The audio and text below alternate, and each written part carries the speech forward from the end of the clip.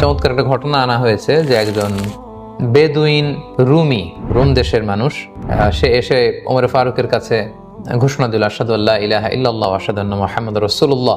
ওমর ফারুক বললেন, ঘটনা কি? তুমি বেদুইন, অমুসলিম, হঠাৎ করে মুসলিম হলে কি দেখে? তো সে বলল যে আমি তাওরাত কিতাবের পণ্ডিত, ইনজিলের পণ্ডিত, জাবুরের পণ্ডিত, সবগুলো আমি পড়েছি। এবং এক কয়েদি মুসলিমের সাথে আমার সাক্ষাৎ হয়েছিল, সে কোরআন তেলাওয়াত করছিল, করতে করতে এই আয়াত যখন আসলো, এটা শুনে আমি দেখলাম যে তাওরাত, ইনজিল, জাবুর পূর্ববর্তী এ সমস্ত আসমানি কিতাবের মধ্যে যে সমস্ত দিক নির্দেশনা আছে তার সবকিছু আল্লাহ তাআলা এই আয়াতের মধ্যে তুলে ধরেছেন। সুবহানাল্লাহি বিহামদিহি। ওমর ফারুক বললেন, কিভাবে?